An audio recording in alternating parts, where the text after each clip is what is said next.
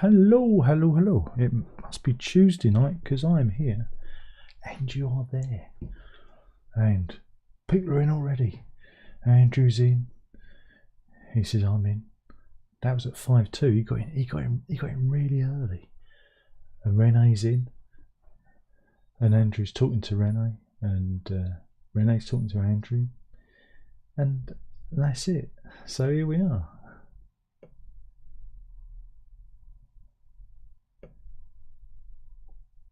So how is everybody? How is everyone? Is everybody good? Is everybody okay? We're all here. Well, it's just you and Renee. I mean, we could just do we should do like a private members only one. It's just well, no, Andrew's not a member, so really, Andrew, come on. It would just be me and Renee then who are doing the members only soiree. If I did such a thing, maybe I should do such a thing. I do wonder. Oh, that was hot. Hot beverage. Hot. They said now the war is over in Gaza. Will there be peace?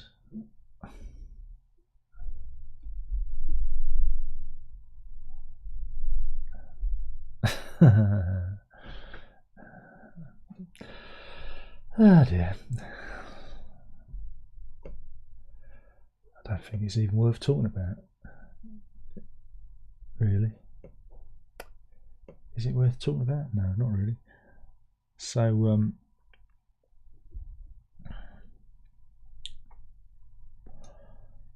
what else should we talk about? What else do you want to talk about? Oh, here we go. We can do. I know Andrew likes doing the rest in peace bit, but I'm gonna mention D'Angelo. He passed at the age of 51. For many of you, you're probably looking blankly at the screen because he performed mainly in the R&B oeuvre, but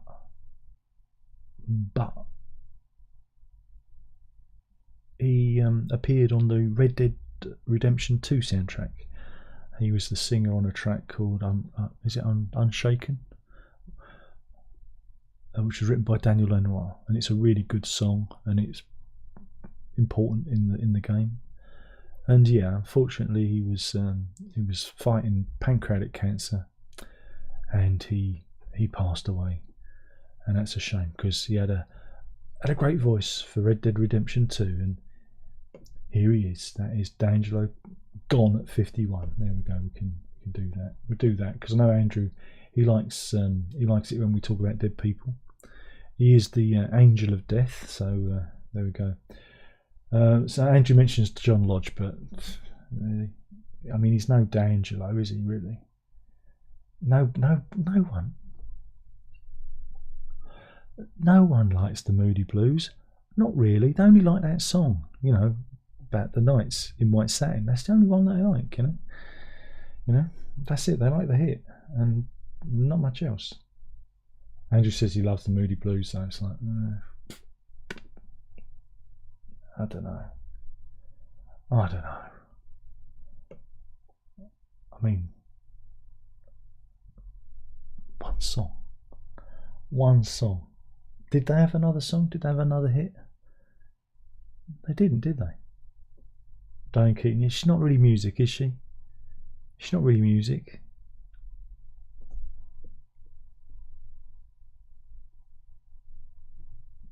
Not really music. Let's try and keep it to musicians. Ooh, it's warm.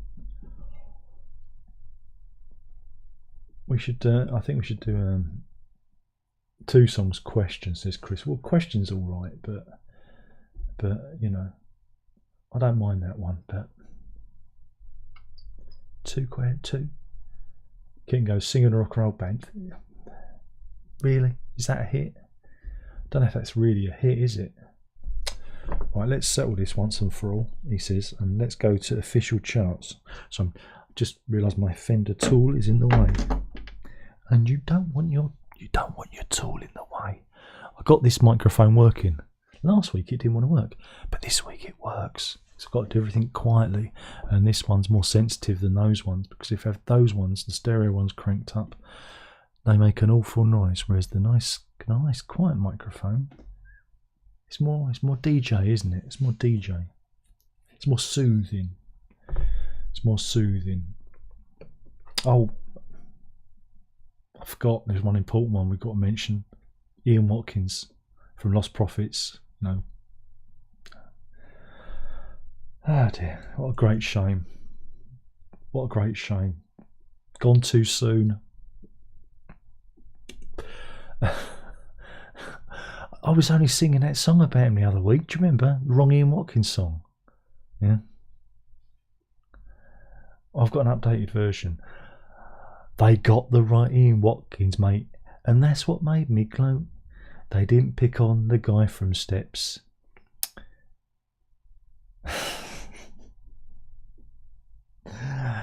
And stab him in the throat. They got the right Ian Watkins, mate. And that's what made me smile. For the world is lacking one thing, and that's another dirty paedophile. There you go. So there you go, Ian Watkins. Gone too soon. Oh boy. Again, read the case notes. That is the most disgusting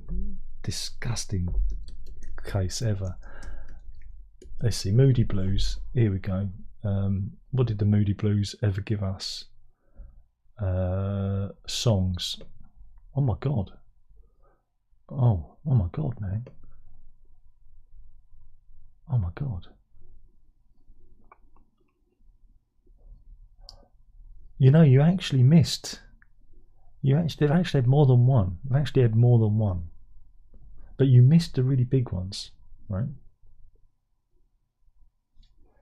They're talking about War of the Worlds. Dun, dun, dun, dun, dun, dun. Dog Cam Layla. No, she's not here. The door's shut. It's winter. She's not going to be wandering around. So yeah, they had loads of hits, but you missed the big one.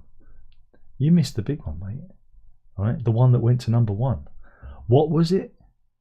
It was "Go Now." You better go now from 1964. Yeah, and again, a hit in the UK is anything that hits the top 100. Right? It used to be top 40, but they kind of extended it. I Don't Want to Go On Without You, 33. From the Bottom of My Heart, 22. Every Day, 44. 91 Saturn, only made #9. Voices in the Sky, 27. Ride My Seesaw, 42. Question, #2. Question charted higher than Nights in White Satin. Isn't that amazing? Isn't that an amazing thing? Isn't Life Strange, 13. I'm Just a Singer in a Rock and Roll Band, 36. Blue World, 35. Sitting at the Wheel, 91. And I Know You're Out There Somewhere, from 52. Wasn't that one had a pop video? I remember that being on like the chart show or something, that one. Blimey. Rennie says, I finally got my CDs and vinyl into the house. Moving is very tiring. Should have just took them to the dump. It's landfill, mate. Landfill, mate. Everyone's digital and streaming there, son. Chris says, Go Now. I thought that was Wings. Wings in 1964? Jesus Christ.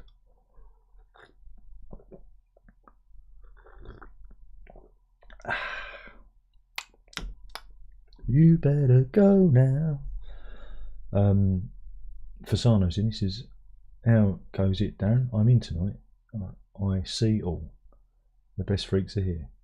I don't know. The usual suspects are here. Andrew says, Nights in White Satin was wonderful. Yeah. And Russell's in.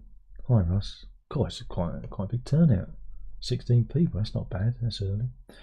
And King Care says, Denny Lane. What was Denny Lane's band called? Do you remember? It was called Balls. Denny Lane's Balls. Yeah. You got that one? No, just me then.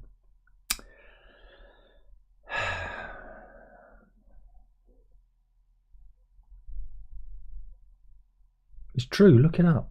I'm not lying. Russell says there's a 70s Wings concert where they play Go Now cover. Yeah, but they're not the Moody Blues, are they? Does Moody Blues perform Jet? Don't think so. You couldn't even get a Live and Let Die out of them. That's gratitude for you, isn't it? That's gratitude for you. Yeah. Oh. Oh. Oh. Stretching.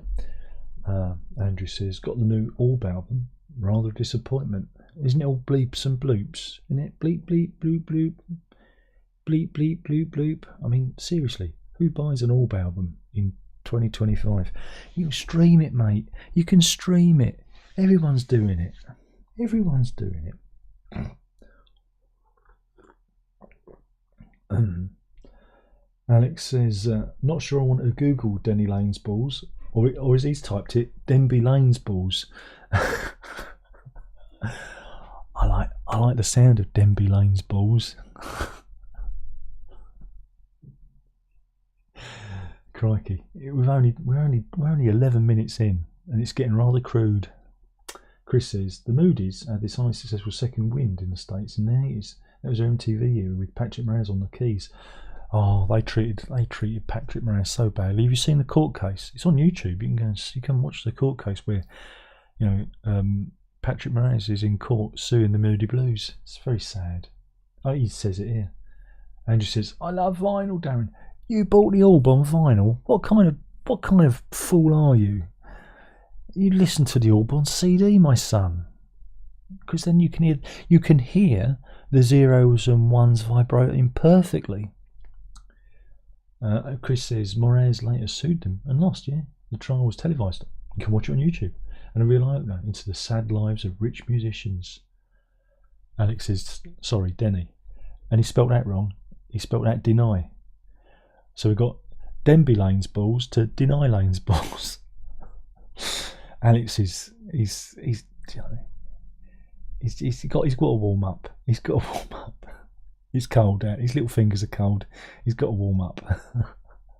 Do you know what's worse, Alex, is when autocorrect jumps in and makes you look like a gibbering idiot on social media, like it often does with me, and it replaces words with other words that you didn't mean to type, and you don't realise it till till 24 hours later when somebody replies to your original comment, and you look like you've had a stroke.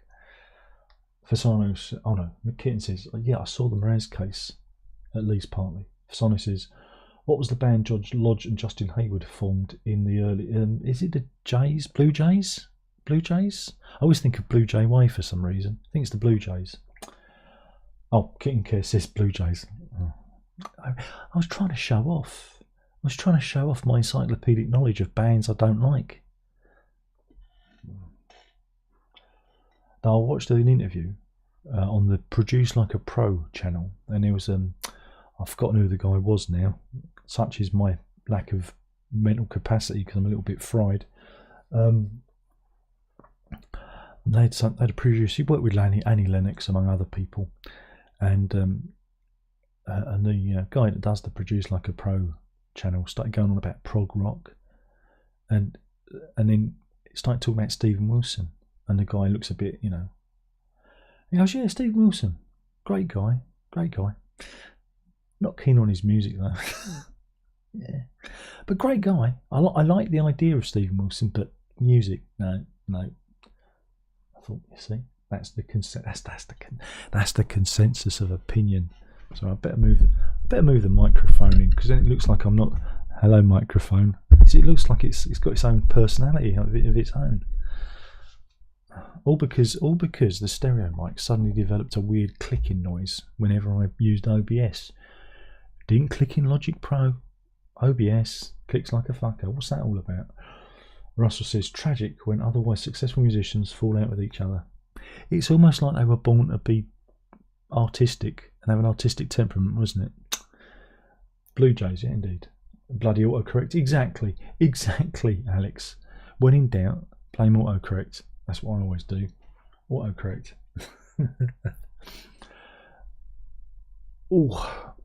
Oh, stretch back. Andrew says, wonder how many people buy the reel-to-reel of the Yes album. Oh man, that was so funny when I saw that. It's like, oh man, You know, we joke about wax cylinders and wire recordings, because you can get recordings on wire. That was an early form. I forgot what they call it now. We joke about that stuff because we don't think that the music biz TM are that stupid, but they are. One, now again, if you think about it, it's 500 of these things made. 500, count them, 500, and there was it 200 odd quid, so many dollars, whatever it was. They're assuming that one, there are 500 Yes fans still alive, and that those Yes fans also own a tape recorder, tape to tape, reel to reel tape recorder, and that those ones have the right amount of dollars to afford said tape deck, tape reel to reel thing, and then want to buy it. That's a big ask, isn't it? That's a big ask. But 500 times whatever they were asking for money shows you that they are absolutely desperate for attention financially, and that the money's running out, But there you go. But how many people will buy it? I don't know. Maybe all 500 Yes fans that own a reel-to-reel tape recorder. Huh? It's just bonkers. Where are we? Rene says, I bought myself the Iron Maiden Infinite Dreams book, celebrate 50 years. It's a huge book with a very, very nice pictures and story, isn't it? Well, again, Steve Harris is an alumni to the school I used to go to, so where we went, we had to be Iron Maiden fans. I wasn't really. I was kind of I didn't really fit in. They're all right. They're okay. They're all right. So we had to be Iron Maiden fans because Steve Harris went to our school.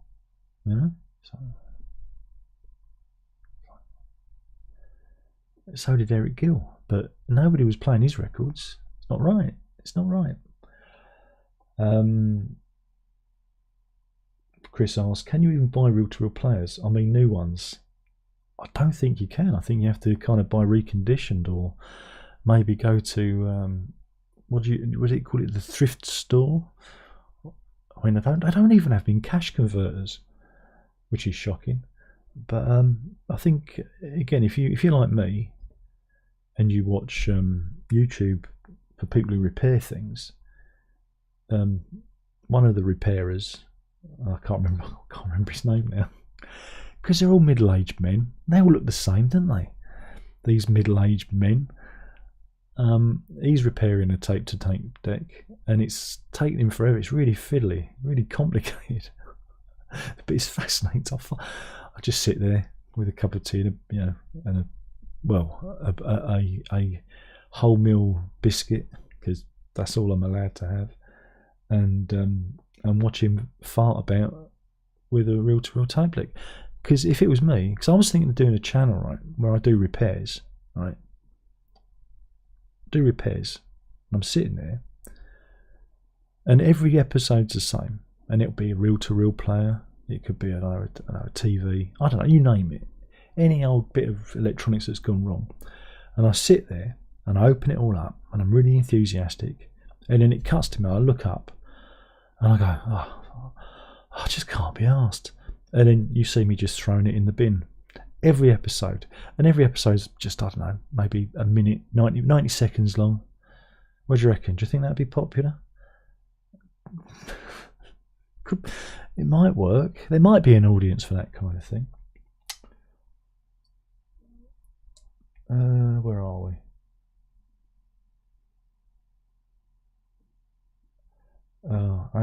I said, what do you think of comments by a well-known football star recently? Really? You asked that question last week. I told you I don't really care. Either have all the flags or none of the flags. What, you're trying to get some sort of political thing so you can edit it and post it on YouTube so I can then get the defamation people on you? Is that what you're trying to do to me? Look, everyone's upset about everything. It doesn't matter. In the cosmic scheme of things, none of it matters. Right? We have people putting up flags. We have people sticking stickers on lampposts, moaning about the people sticking up flags. It's just people annoying each other. And I find it hilarious. Just because you're annoyed by the wrong flag or the right flag, I don't know. Like I said, I come from the time of Britpop when the Union flag or the Union Jack was something to behold, when Noel Gallagher had it festooned on his guitar, when the Spice Girls wore it on a dress, when Bowie had it on his coat on the cover of Earthling, and everyone was pretty chipper. And then we hit the millennium where everyone lost their marbles. You know, everyone's suffering from guilt and rubbing their hands together, you know. So I'm 54, I don't care. I don't care about any of it. There's nothing to get upset about. You can get upset and gnash your teeth as much as you want, but guess what? Don't matter who you vote for, you're getting the same shit all the time. All the time. Because that's politics. You know? So there you go. Is that good enough for you? Are you happy now? Good. On your way. People, eh? Kitten says, that blows my mind. 500 for yes. Well, again, they're assuming that they're 500 yes fans that, you know, have a reel-to-reel tape recorder, that have the money and are going to pony up the money. I mean, I thought they'd be more sensible to do 100. You know, 500, that seems a bit excessive. I mean, crikey, sometimes, you know, you get limited editions that don't even hit 500. You get like 250 or, you know, a vinyl, you know, certain vinyl pressings. So, excuse me. I must admit, I thought it was utterly and totally bizarre that would be a thing now. But hey, okay. All right, if that's how you're doing it. Yeah, but, you know, it just seems, I don't know, it just seems a bit odd. Fasano says, do you plan to review the Peter Hamill box set? I'd like to buy the box set, but, you know, YouTube doesn't pay me enough money, and I'm still paying off the Genesis box set. So once I've paid off the Genesis box set, maybe I'll get around to the Peter Hamill box set. You see, I'd like to. I've listened to it because, you know, I already own the vinyl. I've listened to it because it's actually all available on streaming, so you can go on YouTube Music and stream it. But I would like to purchase it eventually, but like I say,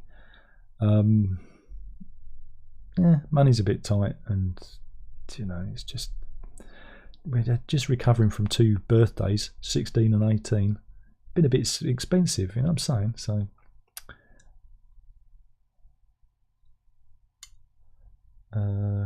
where are we? Sorry. Alex says, on a different note, saw a woman on YouTube yesterday live streaming her sleep. I watched her about a minute, and she's been on for 5 hours. Had 350 viewers and people tipping her. The mind boggles. So that's where I'm going wrong, you see. That's where I'm going wrong. You see, I have a very very distinct and niche clientele. Yeah, they're all tight asses. You know, they all got padlocks on their wallets, you know. Know what I'm saying? Know what I'm saying? That's fine. I don't mind. Except the people who do donate, and that's fine. I love them. I love them even more because they give me money. You know that. You know the rules. You know how it works. But I'm not here. I'm not here to make money. I'm here to, I don't know, pay my karmic debt, I believe. I don't know. I don't know what I've done wrong. I just feel like I've led a bad life. I've led a bad life. I've got this far. Well, it's funny what goes on. I mean, crikey, if you go on Twitch, there was some very strange stuff on there. There was one, I mean, I used to watch Twitch because YouTube used to be a bit weird, and I used to watch the Sonic State live streams, but I don't watch them anymore because they got a bit boring and they don't have a good mix of industry people like they used to have. But I used to watch it on Twitch because the YouTube, there was something wrong with their stream on YouTube, so I went on a Twitch, and it's a lot of weird stuff. But there was one woman on there who was just showing her hands, and she'd go, "Yeah, I'm going to do a reveal. I'm going to do a reveal. I'm going to reveal myself," and it'd just be her hands going on the screen. There'd be like a countdown, and if you give me so much money, I will reveal my face. And it was like performance art. She had never revealed her face, and then the stream ended, and me and Verity was watching it because Verity was, you know, with me. And and we kind of got invested in it. It's like, is she gonna show her face? Should we donate some money? Maybe that would help. But we didn't, and she didn't, because it was all just a grift, you know, for that parasocial relationship that some of these ladies have with their male clientele. It's just kind of sad, really. It's just totally sad, but kind of fascinating. Again, if you can tap in to that kind of vulnerability, that kind of financial vulnerable man, then boy, you've struck gold. You've hit pay dirt, you know. But for people like me, I'm just writhing around in the dirt, trying to figure out what the hell am I doing here. I don't know. It's like a radio song. I don't belong here, 'cause I'm a creep. I'm a weirdo. Kitten says, got to be just a flex to buy that. Hardly anyone actually play it. Well, again, I think it's for the collectors, isn't it? You buy it, you put it on the shelf, you have it behind you. You know, look, you have it behind you, but you haven't got a Pac-Man standing on a Minecraft burger that I got from McDonald's. Yeah, he's from the Namco arcade at Romford, and that. See, you ain't got that. You ain't got my collection of Toblerone outer tubes. I've got another one, but I can't remember where I put it. Ah, it's over there. Whoopsie. I need to add this to my Toblerone tube collection. I've had it here for ages. The problem is it's not particularly. It got a bit crumpled.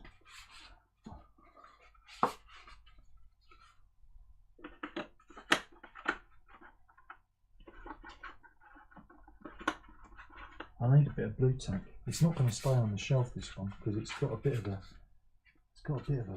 wobble in it.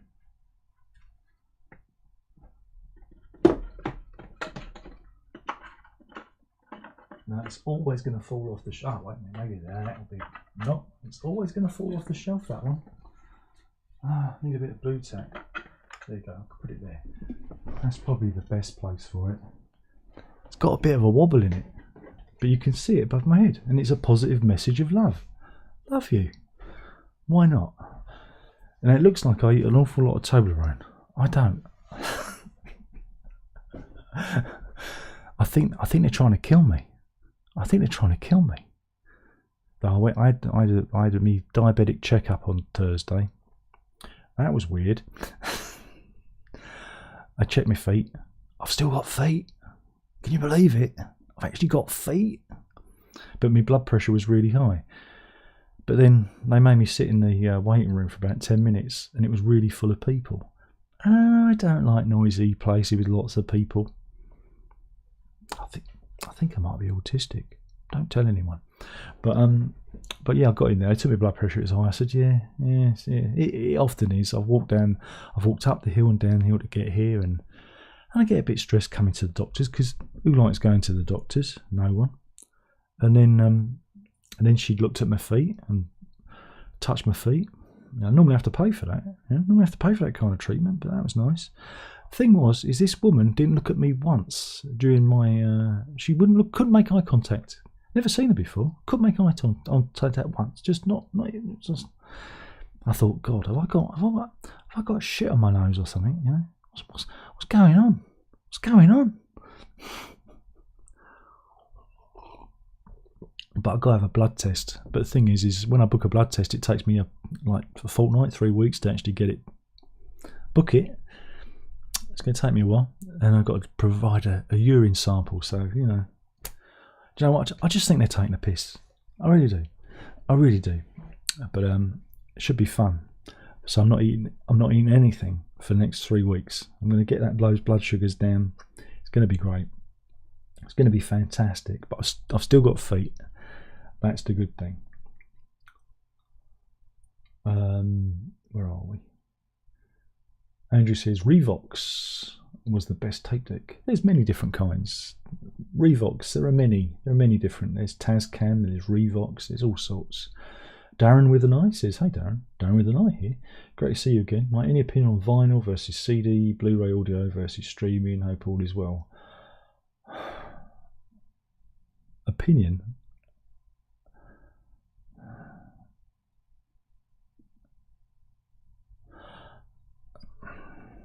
Streaming is great, but you know, streaming is like FM radio. It's good for the convenience. Good if I'm walking a dog, because I have a real hard time strapping the vinyl, you know, my record player to my back and carrying the vinyl records with me as I walk the dog with my headphones on. So yeah, it's convenient for that. It all depends what you want to do, really, and it all depends what you like. I personally prefer the warmth and crackle and the inconvenience and expense of vinyl.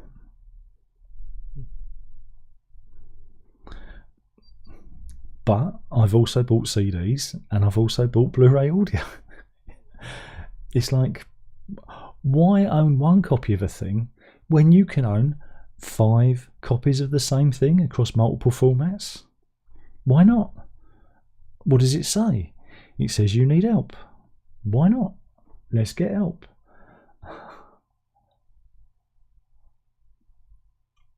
Where are we? Chris says, so what we can conclude is the only winner is this: the company that was paid to manufacture 500 this album reel to reels. Well, again, who would do that? Who would do such a thing? Do you think that somebody wandered in there? Some guy said, look, I guess is it Atlantic Records? Rhino Atlantic.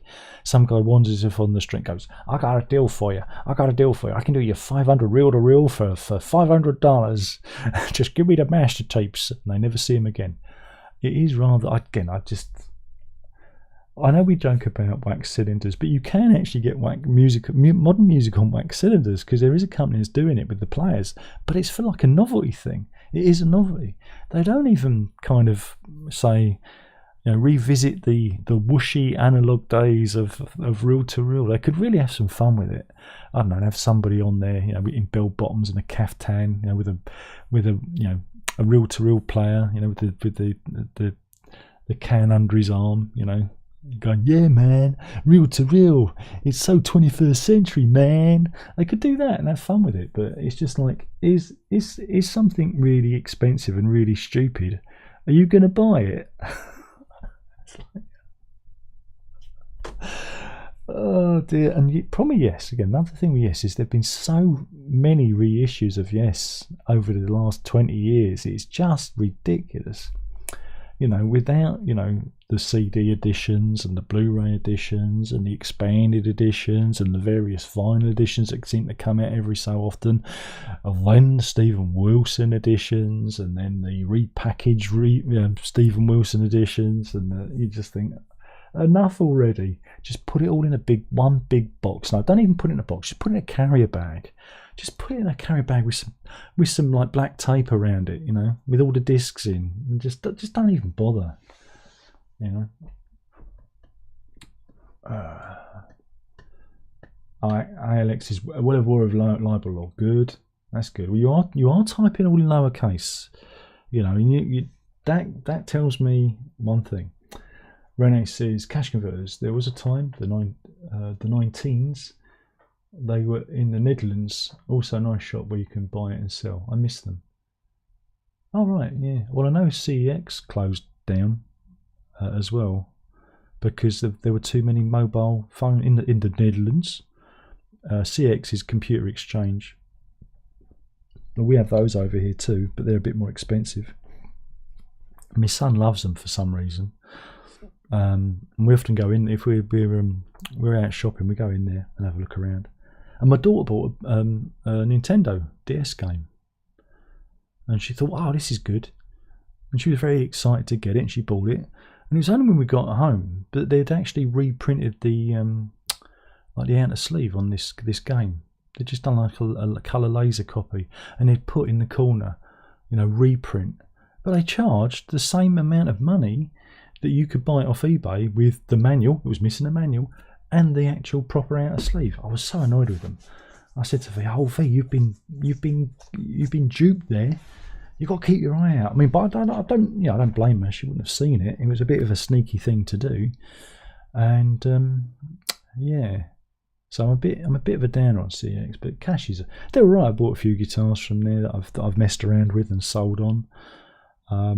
You know, if I see something interesting, they've got a few interesting guitars in there at the moment, but like I said, money's a bit, you know, it's like, and trying to flip guitars at the moment, it's just a little bit, you know, I've had some guitars up for sale, but it just ain't working. They just ain't selling, you know, not even had any offers, you know, not had any offers, and it's just, you know, it's just the way things going. Where are we? I've lost it. Alex says you could do a James May where he took apart stuff and put it back together in one. He took a Fender Strat apart and put it back together again. Where's the fun in that? Putting everything in the bin sounds like much more fun. I don't mind repairing things. I do it with guitars. You know, if they've got dodgy electronics or whatever. If you've got any dodgy electrics, I'm getting quite good with a soldering iron now. I'm quite pleased with myself. I fixed my SACD player partly. That's because the part is cheap and nasty, and you can't get original Sony parts anymore. But you know, when I've got a 40 quid spare, I might have another run at it and get another CD/SACD pickup for it and have another go. But yeah, just put it in the bin. Chris says, sell the Genesis box set. Yeah, I could. You mean the Lamb one? Yeah, I was thinking about that actually today. I was thinking, do I really need it?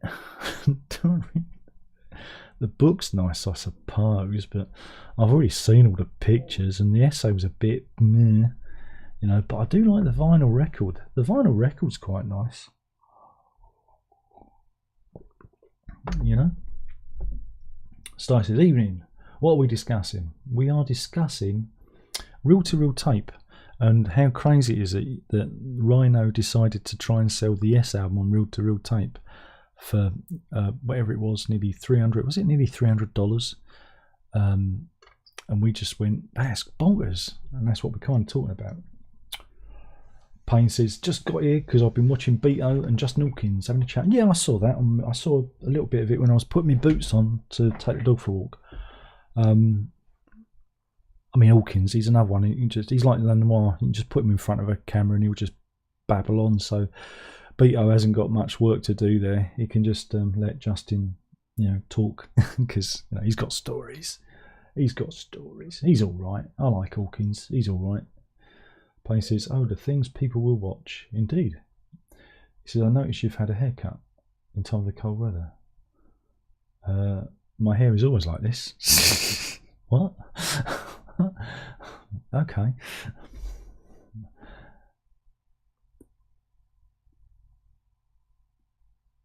Where are we? Kitten says, was that from Verity the Toblerone? Oh, it's from the kids. All of them are from the kids, you see. They're from. We all have a bit, you know. I have a chunk, and the missus has a couple of chunks, and the kids have a couple of chunks, and you know. Well, if I remember to offer them one, you know what I'm saying. You know what I'm saying. Yeah. You don't get type 2 diabetes by eating lettuce leaves, you know. So that makes it sound like all I do is eat Toblerone. I didn't. It just happens, as they say. It just happens. Payne says, there's a French tap called Toby Larone. French? Toblerone's Swiss. How dare you? Kitten says, blood pressure is changeable. Mine's fine. I have a monitor at home that I use, and it's usually in the green. But, you know, it is what it is. But I don't feel, because she goes, you know, have you got any chest pains? No. Any shortness of breath? No. Any tightness in the chest? No.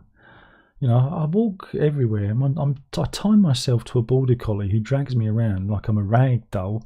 You know, I'm very physically active and fit. You know, well, I like to think I am. And then, boom, he's gone. You know, he clomped it. You know, but I just find, you know, the winters are just a little bit. a little bit. Me thumb. Oh, me thumb joints give me right jip. It was. Oh, it was really hurting earlier. Oh, it's cold. Oh, but yeah, I'm all right. He says. Russell says, sounds like rather like Del Boy selling real to real. Indeed. Payne goes, get real, man. Indeed, that could have been the slogan. Kitten says, I wonder on those R2Rs if they already have them all made up or it's made on demand. Wouldn't you love to imagine a stockroom filled to the fucking ceiling full of those boxes and them never selling one of them? They're just gathering dust. Wouldn't it be good if they didn't sell a bloody thing? They need to learn their lesson. We must stop buying this crap. We must stop buying it. You know, don't buy the Pink Floyd Wish You Were Here box set. No. I know you're tempted, but don't do it. It's not Pink Floyd who's getting the money. It's Sony. You know? But this is where we are. Alex says, you're like me, I hate noisy places full of people. Went to the dentist today, had a drill, and it sent me deaf. My ear still haven't recovered as she filed away nearly all of my tooth. I should sue. Well, I'm lucky because my dentist is, what do they call it, a mum and pup operation. But it's, you know, no, they're a couple. They're a husband and wife team. They're a young couple of dentists, and they kind of open just for you. And I go in. I book my appointment and I go there and they go, oh, they greet me as I go in. I have to wait, you know, and they take me in and they do the thing, and then they pick me up by my ankles and shake me until the money falls out, and then they send me on my way. Whereas the other place I used to go, I used to have to sit there for like 10-15 minutes and had all this music, and they did all these beauty treatments. So if you can imagine what a Essex beauty salon might look like, with lots of pink and flowery stuff, it was like that. And I used to sit in the window, so you can imagine me sitting there like this with all this pink, you know, stuff. It was like that. I don't know if I can. I wonder if I can actually show you a picture of it. I bet I can't. I bet I would. I be able to get onto. Oh,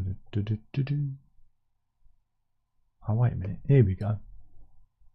Here we go. Is there a picture? Is there a picture? Yes. But it's not very good. Ah, here we go. Perfect.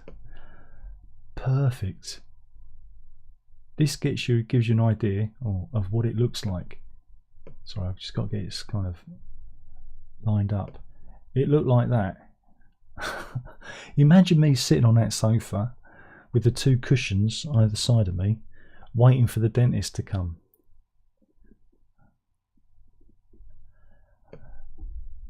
Ruins my macho image.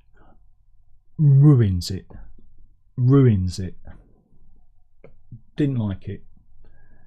But the thing is I paid a lot of money to that dentist to have various treatments done, and every tooth that touched went bad and had to be pulled.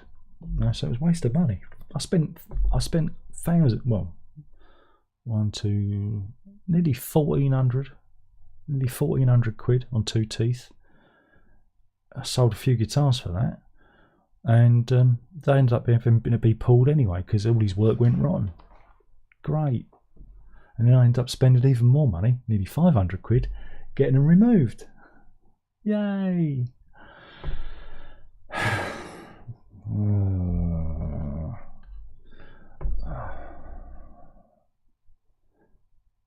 But you don't want to hear about my teeth. Andrew says another RSD day coming up soon. Is there? I know there's album of the year day. Isn't that on Saturday? Album day? Album day? Album day? Yeah, National Album Day. Here we go. Is there a list? Is there a list?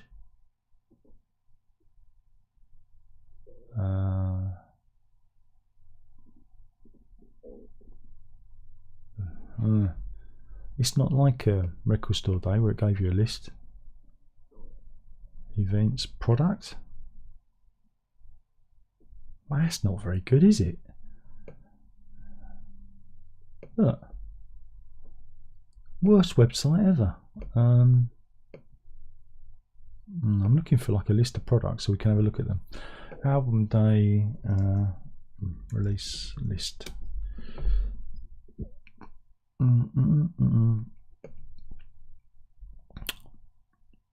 Okay. They really don't give a look. They really can't be bothered. Allman Brothers, Amy MacDonald, Architects, Avenged Sevenfold, Badfinger, Bill Wyman, Black Mountain, Dinosaur Jr., Elvis Presley, Ghost, Good Charlotte, Hole, Hope in the States, Ellen Gillan Band, Idiot and the Stooges, Iggy Pop. Oh, another reissue of The Idiot. Like we need another one. Jimi Hendrix. There's a new they're doing a new pressing of Axis Boulder's Love. It's like why? John Lee, Sparky, James Harvest, Judas Priest, Kasabian, Kiss, Liam Gallagher, Lou Reed. Another pressing of Transformer. Why? Manic Street Preachers, Megadeth, Mozart Estate, New Model Army, Oceanside, Patti Smith, Pixies, Porridge Radio, Procol Harum, Queen, A Night at the Opera. Yeah, I think we covered that. Reef, Sabaton, Sex Pistols, another pressing of Nevermind the Bollocks, Skin, Status Quo, Stereophonics, Steve Hillage, T-Rex, T'Pow, Teenage Fan Club, Tesseract. Oh God, not Tesseract. Ugh. Wow, what was that? What happened there? What fell down? Something happened. I wonder what it was.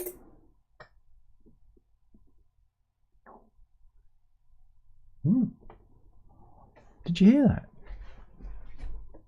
Nothing behind me. It came from over there. I wonder if my glasses might have, I think my glasses might have slipped off the arm of the armchair and fell off. Oh dear, that's not good.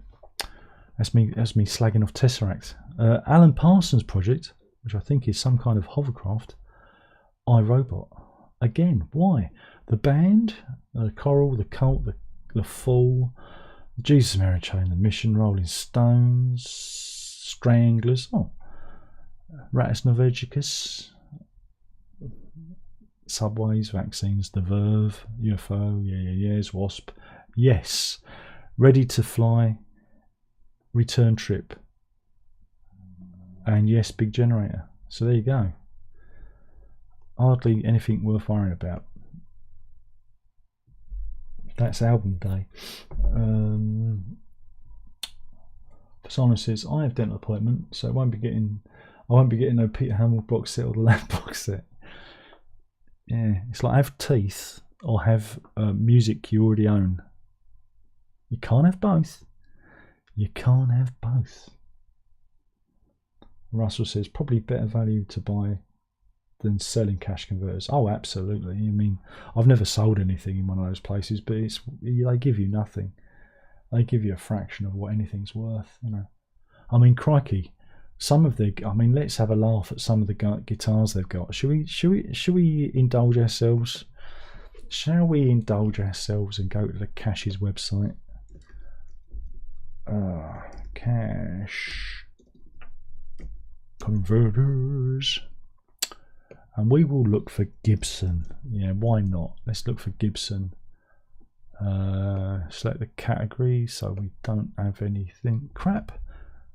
We'll just do guitars. That will do. And high to low. Right, here we go. Here we go. Let's see what we've got. Let's have a right laugh, shall we? Because some of this stuff is hilarious.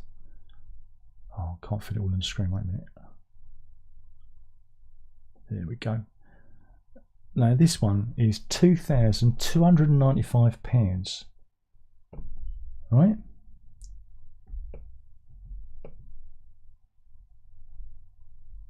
The problem is fitting it all on the screen, isn't it? Just because it's got one of those websites where if you try and get the There we go. That is just a Les Paul kind of standard. It's second hand. It's from, well, it's Les Paul Custom. Okay, I'll give you that. Les Paul Custom. It looks all right, from 2021. So, but you got all the stickers on the case, and they want that for it, and 20 quid delivery. It's like, that's a bit much, isn't it? That's a bit much. And that's the highest priced one. And this is Les Paul Standard 50s. It looks very nice. Comes with its original case from 2022. A few chips there. And they want $15.40 for it, yeah. I mean, I don't know, 12 maybe, 12. Les Paul Standard 50s 2025. Oh, somebody must be desperate for drugs if they're selling a 2025 to cashies. Yeah, it's a fairly good nick, but that's not 2025, that's 2020, so I made a mistake there. $14.99, £35 delivery. You kidding? Oh, it says it's got a packing case dated 10th of the 4th, 25. That's weird, because the number there says 20.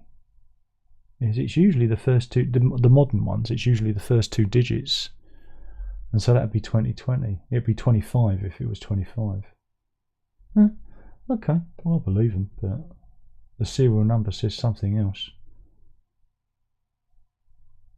But yeah, maybe that's a fair price, but yeah. Now this one, this is a 100th anniversary. Just waiting for it to load, because sometimes my computer gets a bit, I haven't drunk all my coffee. Oh, it's cold. Oh, got this one. This is $13.99. They've knocked 100 quid off it because nobody wants it. And immediately we have a problem. There's a sticker. Nobody knows what's under that sticker. It could be okay. I think there's a massive great gouge or knock under that sticker. You've also got to get that sticker off.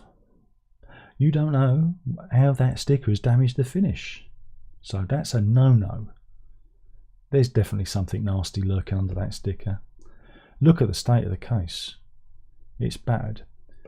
So this is from 2015. I had one of these, not one of these, but a similar one, and it's got the auto tuner thing on it. G-Force, and there's Les Paul himself, because it's to celebrate his 100th birthday, the hologram. It's got the Les Paul signature on the headstock.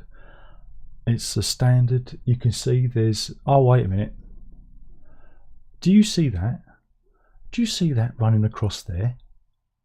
Do you know what that is? That's a crack. That's where the headstock's been off. You would not pay that money for that guitar, right? You're not necessarily going to see it on the back. Let me have a look at the back again. Can we see it on the back? Oh, piss off. I think, oh no, wait a minute, there's a gouge running along there, look. I don't know if you can see that. There's that headstock's been snapped off and put back on again, and they want $13.99 for it. Oh, it does say that there's been a neck repair. I should have read that, but I'm just looking at the pictures.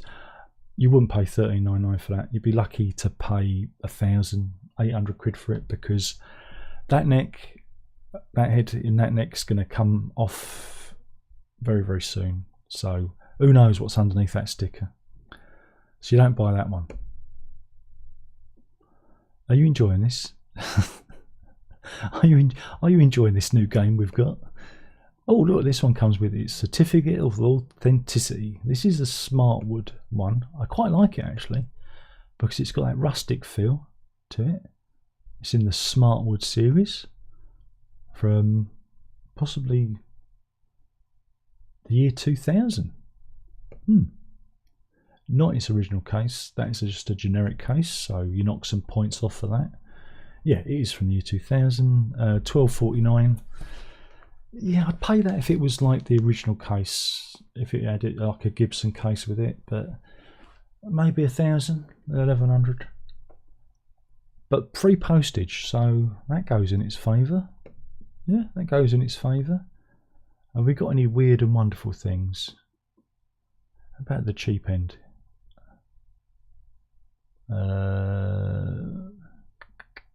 Epiphones. I wish they wouldn't list Epiphones under Gibson. It makes my life quite miserable.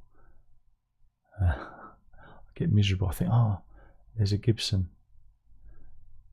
How about this one? This is a good price. Oh, I quite like that.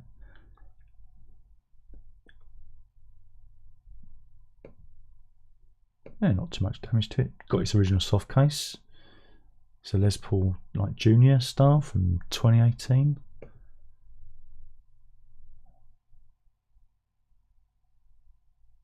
Yeah, there you go. I think that's a good price. I would consider that if I was looking for a guitar like that.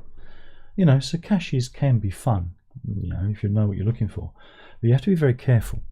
Don't buy anything that's got a black finish, because on their cameras you can't see any dints or bangs or knocks or breaks. I did buy an Epiphone Les Paul from them once, which was a 3 pickup Black Beauty, and it had a neck break. They didn't say it in the thing, and I sent it back for a refund because I can't flip that, can't sell that on, you know, because people don't like guitars with broken necks, and the way they design these, you know,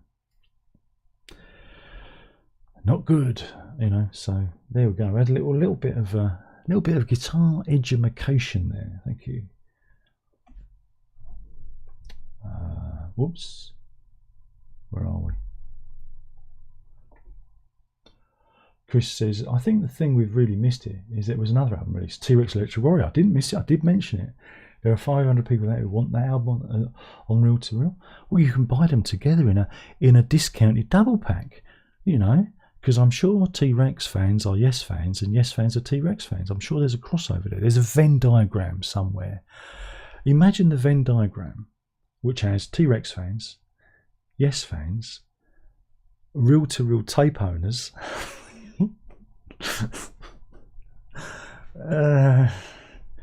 Yeah. Kincare says $299. Yeah, expensive. Alex says, my mate took his laptop to CX, offered him £4 cash converters off 15, I think. Well, CEX, you know, I mean, Charlie Brooker, you know, he's one of the co-owners of that. He used to do all the cartoons and the designs, the advertising back in the day when it first opened. I remember I think it wasn't the first one opened on like Tottenham Court Road or something like that, or Camden. Can't remember.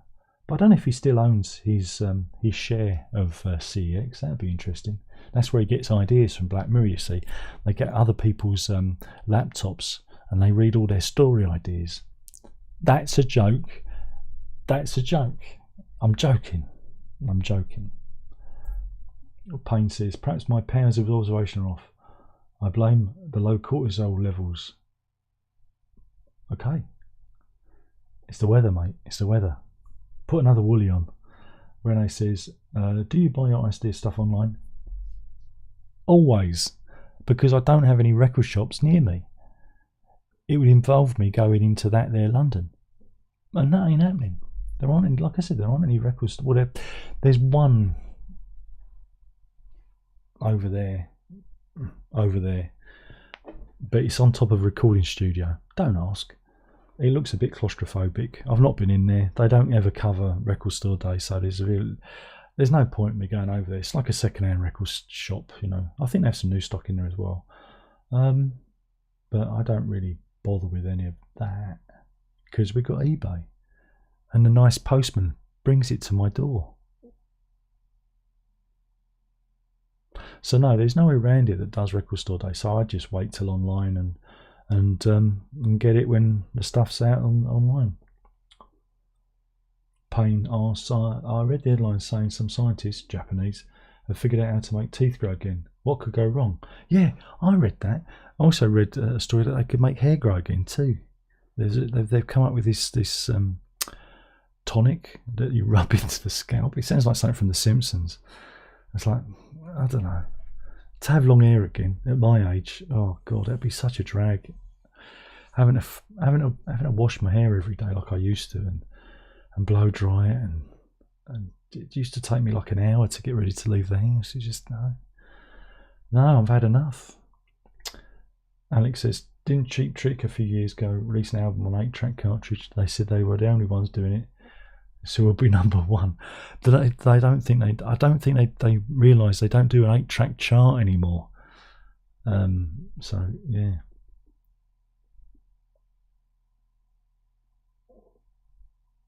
Yeah.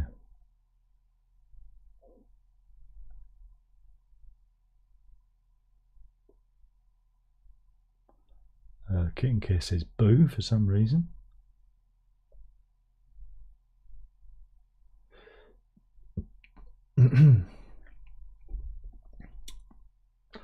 Chris says Orb featuring Dave Gilmour Attacks Fears.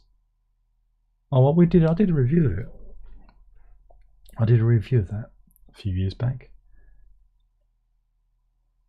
Fazana says Fly From Here was a one-way trip. Yeah, well, they're doing this kind of expanded version of it, but they're still keeping the Trevor Horn vocals and not the Benoit David is completely resigned. You know, they've thrown him in the rubbish bin. And I don't know about you, I don't think that's right. Don't get me wrong, I like Trevor Horn, you know, he's all right, but that's not what the album was. The return trip version of the album seems to be the de facto version now, and it's like, no, they're not playing nice. I don't think that's nice. But there we go. We can fly from here. Riley says, when you said Tesseract, things will fall down on the floor. Whoops, you said it. Indeed. I don't know what it was. Andrew says, how much? Indeed. Payne says, wouldn't a Les Paul Custom first guitar shown have that fancy triangle type inlay on the headstock? You mean like that? Oops. Oh, fuck. I put a dent in it already. Even though this isn't a Gibson, this is an Epiphone. He means like that. Yeah, you're right. It would have that. So it's not a custom, is it? They've just put the that on.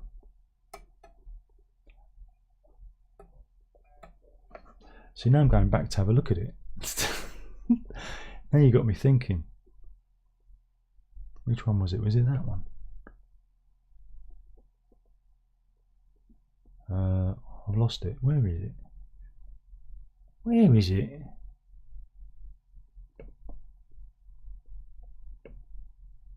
Yeah, it's a standard, not a custom. They've just put a... Oh, sorry guys, I wasn't paying attention. They've just put the wrong thing on, because also if you look at it and pay attention, it has trapezoid markers, not square. You need the rectangular, not square. Oh god, you got the rectangular markers on it for it to be a proper custom. So yeah, that's been messed around with. People have messing around. They've messed around with it. Who knows what you're going to find? Who knows? They're probably taking the bloody pickups out and everything. That's another thing. People do mess around. I got in a Jazzmaster. Right? Was it Jazzmaster? Yeah, it was a Jazzmaster. I got a Jazzmaster in, right? And you think, oh, Jazzmaster. And again, on the photos, you don't notice it. But when I got it, because it was a really good price, I thought, oh, I like, look at that. You know, I do a review of that, flip it, get some money back. You know, because, you know, I don't get anyone sending me guitars. So if I get guitars in, I've got to buy them in cheap, do the review, sell them, and not lose any money. That's how it operates. That's why I've not done many guitar reviews lately. So I got this guitar in. It was a Fender Jazzmaster Vintera one. I had the Jaguar version, but not the Jazzmaster one. I did have a Vintera Jazzmaster, but it was in ice blue, and this one was a white one. And I thought, it looks good, really good price, get it in. Someone had removed the rhythm circuit, and that's the whole point of a Jazzmaster, is the rhythm circuit.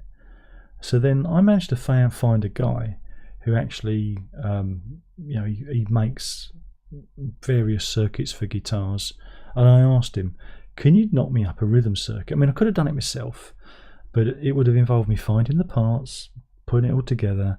And this guy, it would cost me, I think, like £10 more, £15 more to get this guy to do it for me. He did it, knocked it out in the park, got it to me in like 24 hours. He was really fast, really pleased with the job, really happy with the money.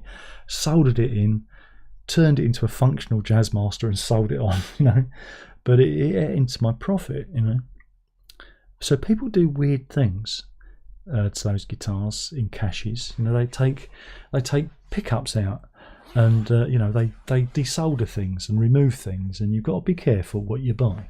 So that's a little warning there for you.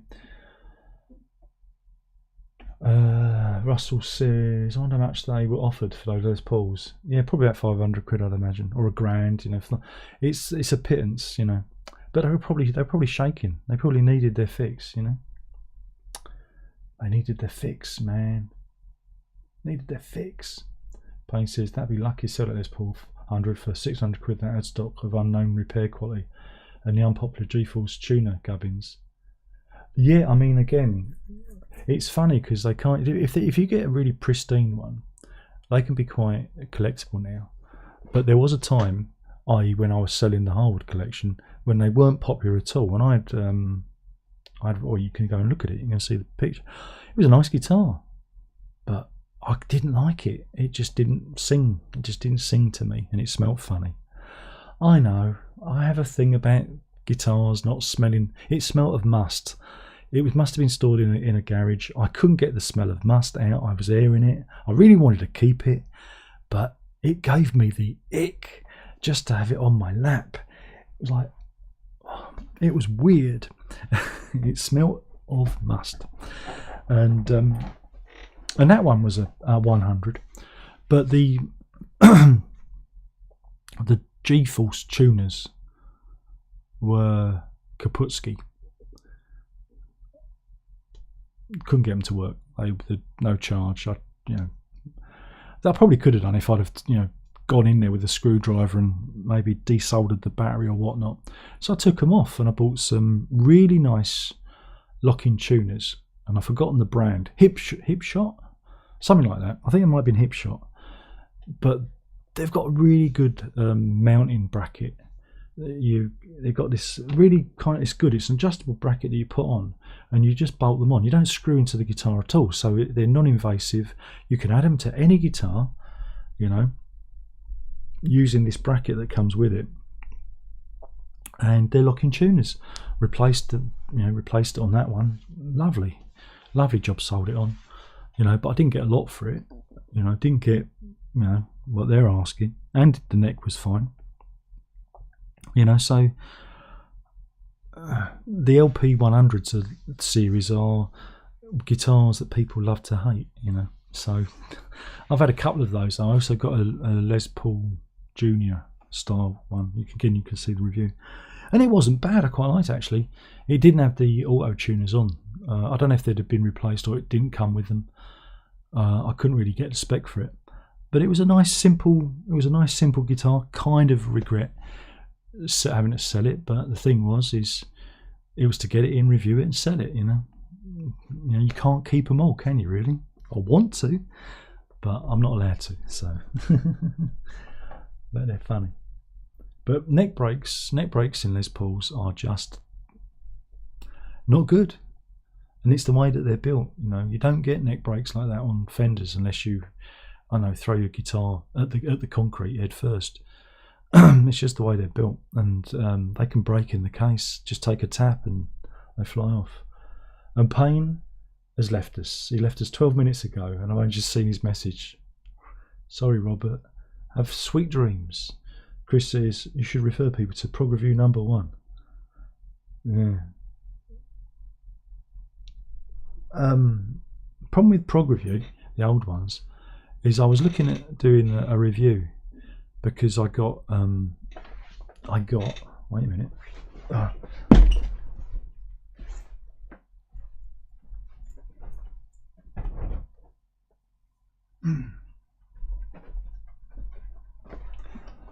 Oh, I got this at the weekend, and me and Verity watched it.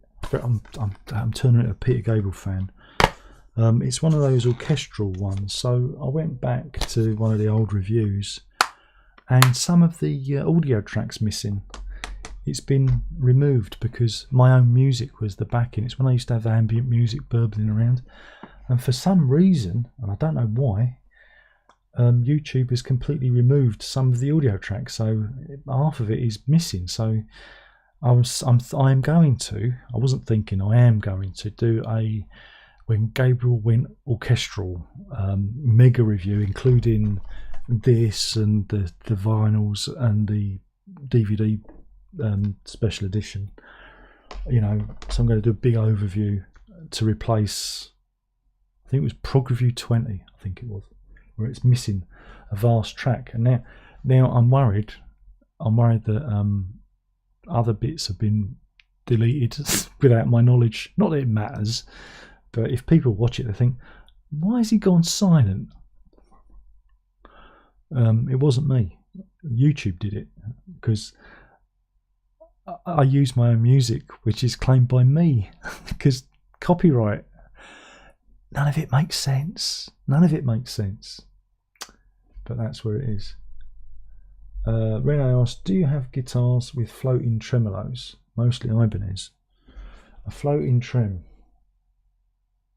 Well, my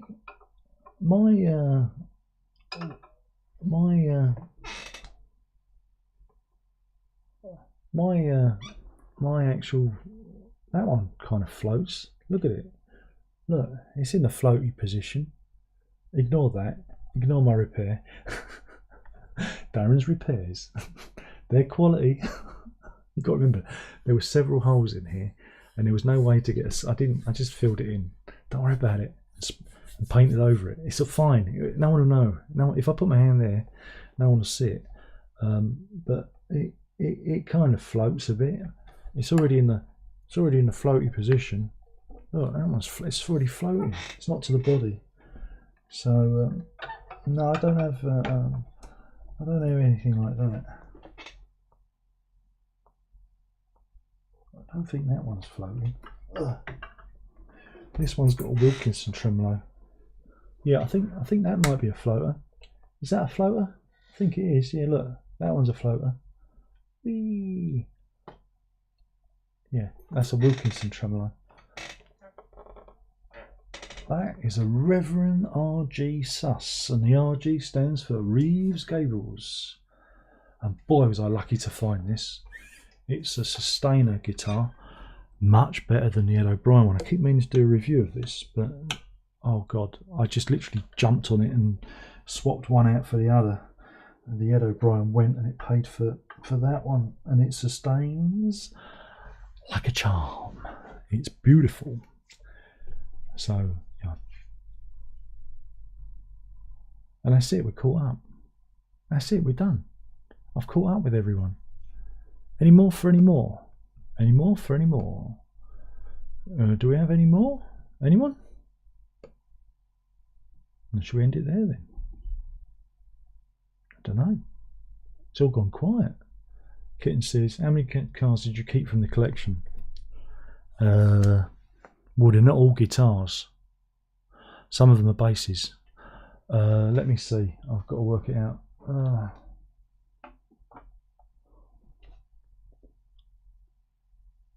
One, 1, 2, 3, 4, 5, 6, 6, but the kids have got one each, so it's 8. Not that kids play, but if they want to sell them or sell them to me at a later date, they can. I thought it'd be nice to gift them to the kids, you know, because I know Alan was, you know, thought very highly of both of them, so I thought it was only nice. But we've got I've got a lovely lap steel which I've not shown, a Duesenberg lap steel. I don't think I've shown it, which is just there. Unfortunately, it's in yellow. You know, it's just such an unappealing yellow, but it's a nice instrument. Again, this is the thing when you get other people's guitars, you know, you're just like, I'd never buy a yellow guitar. And I've got a pedal steel, which is lovely, but I need room to set it up and play it. I've only played it a couple of times because I don't have the space to set it up, you know, and there's a part of me that, you know, wants to have it out permanently. You know, but I can't. It's just so heavy to move. It's solid like steel. It's like really heavy. And I've showed you. I've got the Rickenbacker British Racing Green, which is a lovely instrument, and I really like playing it. But because it's only one of 25 in the world, I get nervous playing it, you know, because I don't want to damage it. Because it is just such a lovely instrument. Even though Rickenbackers are a little bit weird, you know, they're not the greatest instruments, you know, but they are iconic and they have a certain sound, you know, but there are better bass guitars, if you know what I mean. That sounds bad. Rickenbackers are, you know, they're a funny company, you know, because they're not, you know, they're a bit weird, you know, a bit weird, but they do have a distinctive sound. But I've got the PRS. There's a PRS that I've shown you, which is all right. I wish I could love it. I like looking at it more than I like playing it, but I'm trying to love it. I'm trying to learn to love it, because that actually has a receipt with his name and old address on it, you know, that's in the case. And I've got a Gretsch Chet Atkins Country Gentleman, which is from 1965.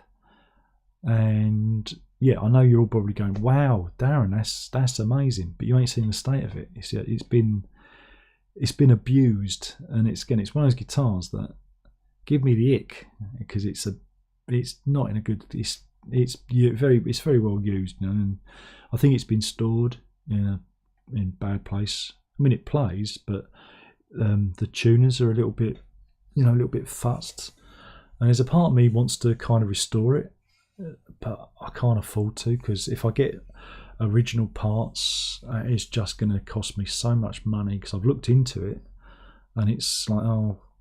And then there's a part of me thinks, well, why don't you try and get new parts? But then it will look a bit weird, you know. I mean, I don't know what to do with it, because part of me wants to have it as a player, you know, like a playable instrument, because it does, you know, it does work, but it's a little bit, it needs love. It needs a bit of help, and it's an expensive job. And I've got a message from Alan.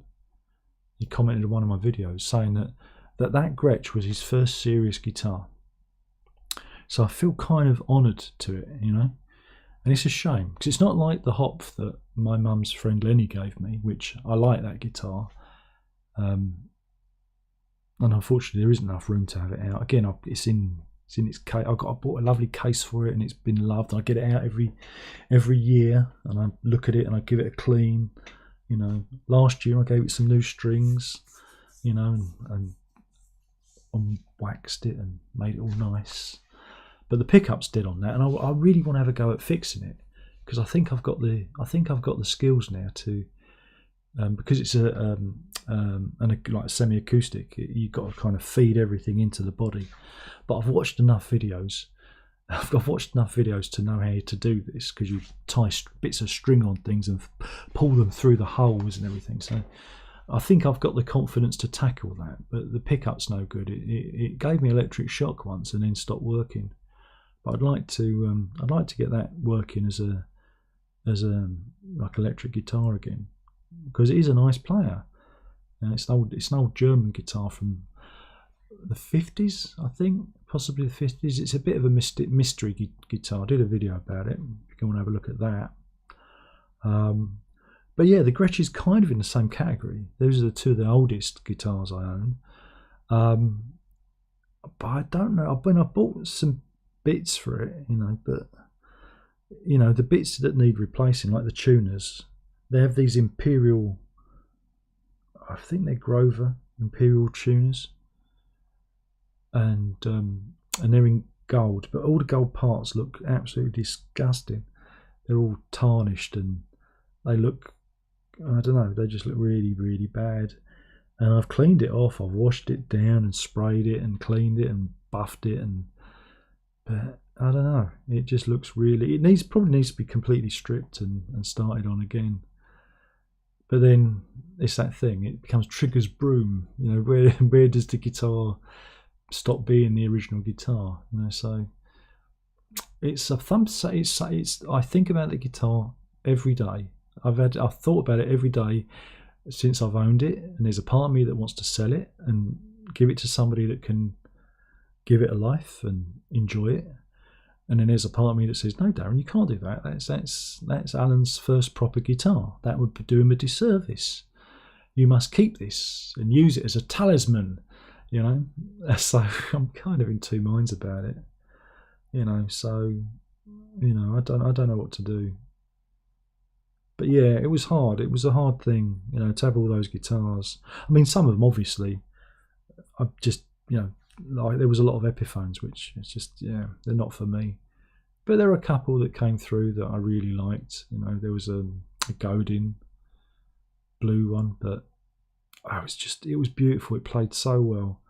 And the pickups, because it had Seymour Duncan pickups in it, much better than Godin. Godin pickups are just so cardboardy, so crappy, and it was just so lovely, but it had all the MIDI stuff inside it, so it broke my heart to sell that one because I wanted to keep it, but it's like, no, Darren, you have this set of criteria.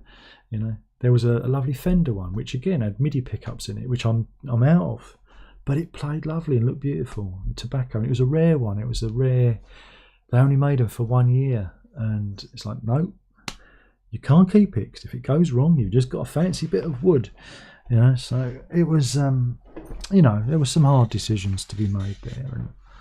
And, I mean, Ken Parker died. That's someone who died recently. Ken Parker is the guy who designed the Parker Fly. I had one of those, but a completely uncomfortable guitar for me to play. I know everyone raves about them, but I didn't. The lack of fret markers and the way that the horn pushed right into the middle of my chest. In fact, I think I can still feel where it's been, and that was about a year ago. So that one, I was kind of in two minds about it, but I just thought, and the guy that bought it was just so made up, because he came to the house, and I said, look, you take good care of this. You promised me you take good care of this, and he did. He promised. He made a promise, but he was so made up. He got it. He might be just a flipper, he might just be, but I like to think he's going to keep it. He said something about it for his son, but when people say shit like that, they're usually selling it because it means that they've got no emotional attachment to it. But he looked excited, because he got a good deal, but ah dear.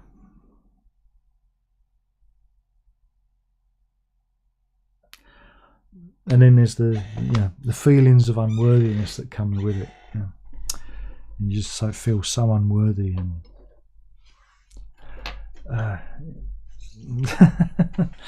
and you just think, about the impact that you have on people. It bothers me. It bothers me greatly, because I'm no one, and I just do this, and I don't think much of it.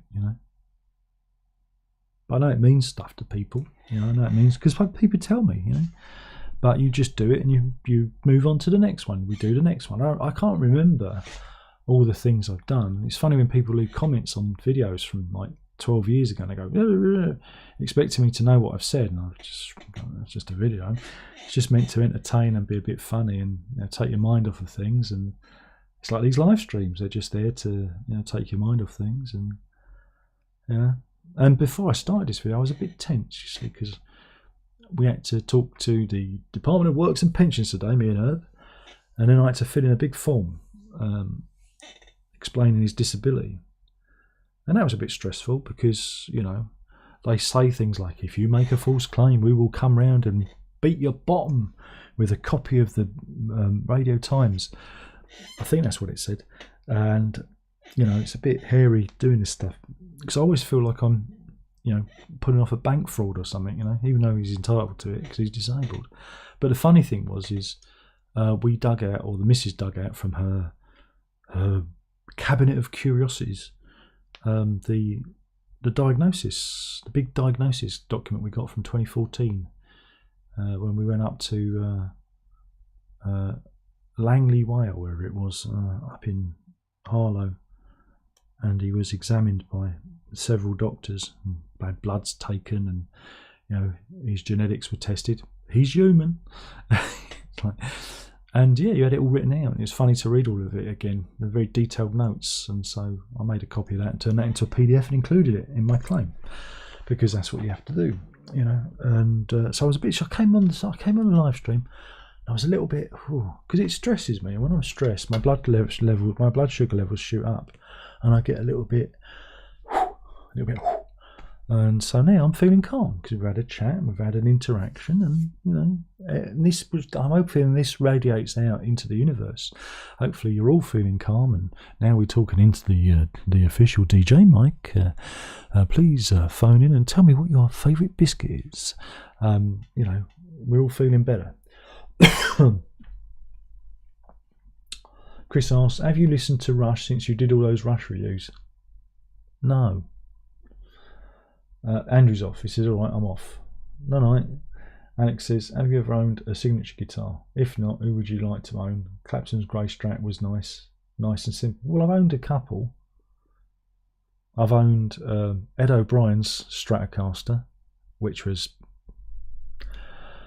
because I only bought it not because of radio, but because it had a sustainer circuit in it, which means that when you turn it on, the strings vibrate. It's like having an EBow. It's like having an EBow. I've always got the thing to hand. It's like having an EBow without having an EBow. So I wanted to get that to work, and I owned two. I had one in the Harwood collection, but there was something wrong with that, and I tried to configure it, and again, it's very, very the pickup height and the string height is very, very, very sensitive, and it was a nightmare. But I just couldn't get it to sustain, so I sold it. And then I saw one come up second hand again, and I thought, I want to have another run at it, and I got it in, and that one was a bit better, but it still wasn't. There was like bits where it wouldn't sustain. It was like dead spots, so it just didn't seem strong enough. It didn't seem powerful enough. And you can go in and alter the strength of the magnetic field, but you have to take it all apart. I thought, I don't want to do that. I don't want to do that, because it's all mounted in the body, you know, in the cavity, and you've got to kind of take it all apart. And I thought, I just can't be bothered with that. So I got rid of that one. This one, which I showed you, this is a signature guitar. This is a Reverend R.G. Suss, Reeves Gabriel signature guitar with a sustainer built in. This one, the circuit is under that scratch plate there. So if I wanted to adjust it, I just take the scratch plate off and don't have to fiddle around with bits and bobs. It's easier to play with, but I'm not going to do it because this one works perfectly.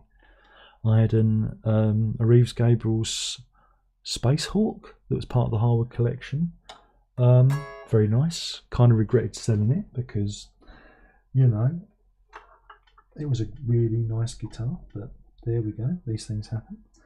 And of course, I have the now legendary Shawn Mendes Music Maker, or as I call it, the granny guitar. And I only keep this because I really like the look of it. It's just one of the best looking guitars. It's got its own custom scratch plate. I mean, it's all just, again, it's just fantastic looking. And it's a nice strummer, you know. it's a bit of a, again, it's a bit of a bright one. It's a bit of a bright one, but it can go murky. It's a funny guitar. I have written a few songs with it. I'll Come Back to Haunt You was written on that one. So, you know, I think it's got some songs in it, but I just like the look of it. Sometimes guitars, it's just looking at them, you know, in an aesthetic sense is nice. So yeah, I've owned a few signature guitars in my time.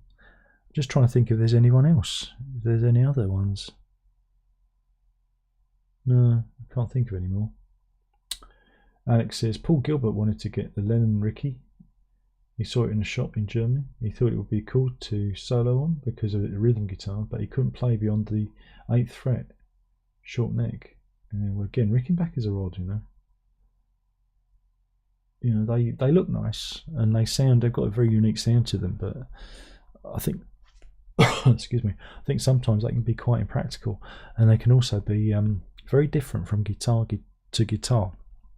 You can get a good one and you can get a bad one. What's his name? I haven't seen him post in a while. Dave's World of Fun Stuff.